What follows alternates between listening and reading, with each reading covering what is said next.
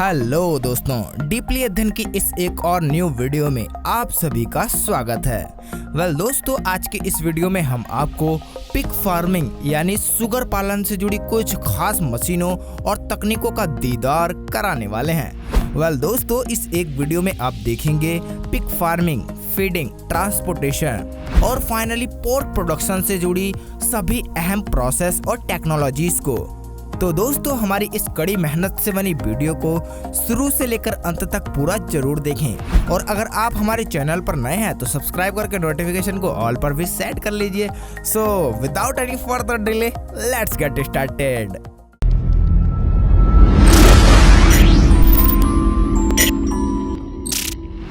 दोस्तों, hoc farming का ये सफर शुरू होता है बेसिक हॉक फार्म से। दोस्तों, इस वक्त जो दृश्य आप अपनी मोबाइल स्क्रीन पर देख रहे हैं वो असल में उन्हीं चार दीवारियों का है जहां ये पिग्स अपनी इस मंजिल के लिए सफर का आगाज करते हैं। तो वहीं साथ ही इन्हीं बंद कमरों में इन सुगरों का पोर्क प्रोडक्शन के लिहाज से जरूरी स्लॉटरिंग भी की जाती है। तो दोस्तों, आइए जानते हैं इस पूरे सफर की इनसाइडर स्टोरी।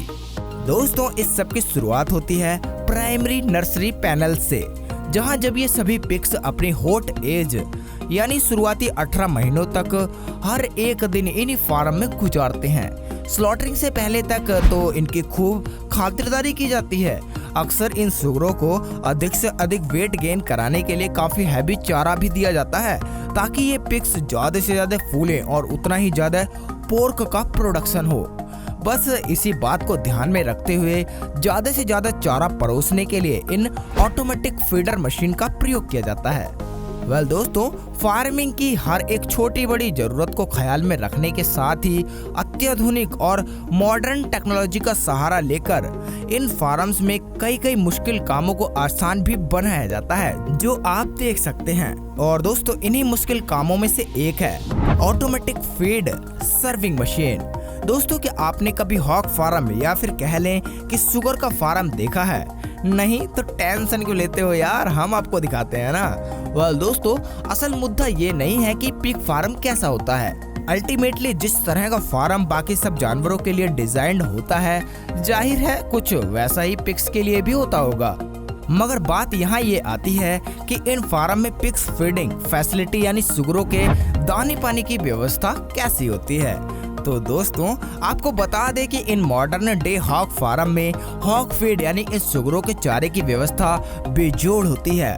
यहाँ इन पिग को फीड सर्व करने के लिए इस गजब के मॉडर्न टेक्नोलॉजी से लैस फीडर का इस्तेमाल किया जाता है। वास्तव में अक्सर पिग्स फार्म में तैनात फार्म मास्टर के लिए इन सुगरों का वजन एक चिंता का विषय रहता है, क्योंकि जितना ज्यादा इन पिग्स का वेट होगा उतना ही ज्यादा इनसे पोर्क प्रोडक्शन होगा और अल्टीमेटली यही तो चाहिए इन फार्म्स मास्टर्स को। मगर दोस्तों, इन पिग्स का वजन ऐसे ही नहीं बढ़ता। दरअसल इसके लिए इन सुगरों को ढेर से भर कर चारे और खुराक का सेवन कराया जाता है और यूं हर वक्त चारे की सप्लाई चालू रखने के लिए इस फनल के आकार के फीडर का इस्तेमाल किया जाता है। इस फीडर में एक तरफ ऊपर से चारे की इस कैप को उल्टाया जाता है तो वहीं नीचे लगे इस स्पेशल फीडिंग सिस्टम से अपने आप ही इन सभी सुगरों तक खुराक पहुंचती रहती है। और दोस्तों, इस मशीन की सबसे खास और दमदार बात यह है कि इस मशीन के प्रयोग में एक बार में ही 8 पिग्स अपने खाने की जरूरतों को पूरा कर सकते हैं। जी हाँ, और इसके साथ ही पानी की आपूर्ति के लिए भी इस खास वाटर सप्लाई का प्रयोग किया जाता है। फाइनली अब वो दिन आ ही जाता है जब इन सब सुगरों को इस दुनिया को अलविदा कहना होता है।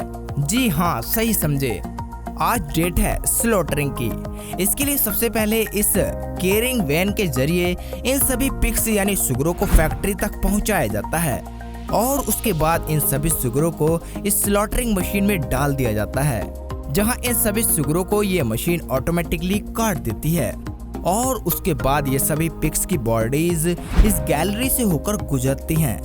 इन सभी पिग्स की बॉडी को सबसे पहले खोलते हुए पानी और धधकती आग के बीच से गुजारा जाता है। ऐसा करने से सुगर की बॉडी की ऊपरी चमड़ी ढीली होकर बेहद ही आसानी से निकल जाती है और फाइनली इन सभी पिग्स की बॉडीज को इन हैंगर कन्वेयर के जरिए फैक्ट्री के अंदर लाया जाता है जहां ये वर्कर इन सभी बॉडीज में से ये सारे यूजलेस ऑर्गन को निकाल कर अलग कर देते हैं और अब महज पोर्क यानी मांस और पिग्स लीवर यानी कलेजी को ही छोड़ दिया जाता है।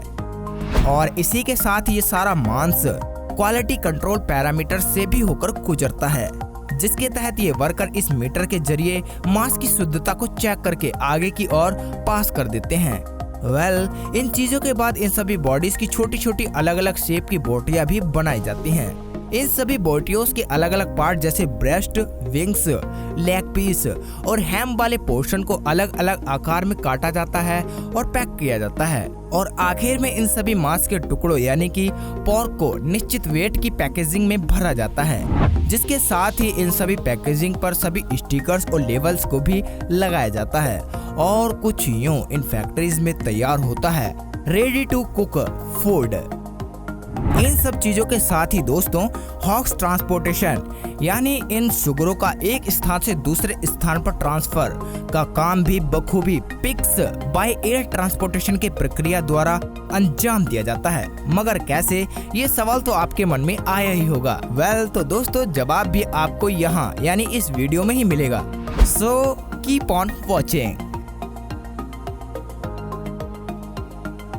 दोस्तों हॉग एयरलिफ्ट की इस प्रक्रिया में पहले बाय रोड पिग्स से भरे केजेस को इन कैरियर ट्रक में लाद कर एयरपोर्ट्स के नजदीक लाया जाता है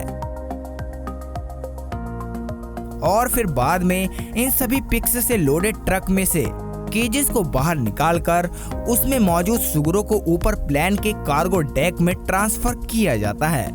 दोस्तों साथ ही इस प्रोसेस को कंप्लीट करने के लिए इस ऑटोमेटिक शिफ्टर की मदद ली जाती है, जिसके लिए पहले इन सभी हॉक केजेस को लिफ्टिंग मशीन के रैंप स्पेस पर लोड किया जाता है, जिससे कि फर्दर ऑटोमेटिकली ये सभी केजेस ऊपर प्लेन में मौजूद निचले सेकेंडरी डेक के भीतर रख दिए जाते हैं और कुछ यूं ही इन सभी प्रैक्टिस को एक के बाद एक बड़ी ही तेजी से अंजाम दिया जाता है, जिससे वक्त और पैसा दोनों ही बेशुमार बचता है। तो दोस्तों आज की इस वीडियो में सिर्फ इतना ही। अगर आपको आज की ये वीडियो पसंद आई है तो इस वीडियो को एक लाइक जरूर से कर दें और ऐसे ही और वीडियोस देखने के लिए हमारे चैनल को सब्सक्राइब कर नोटिफिकेशन को ऑल पे जरूर से सेट कर लें। तो दोस्तों मिलते हैं एक और न्यू वीडियो में, तब तक के लिए ख्याल रखें अपना और अपने परिवार का। Bye bye.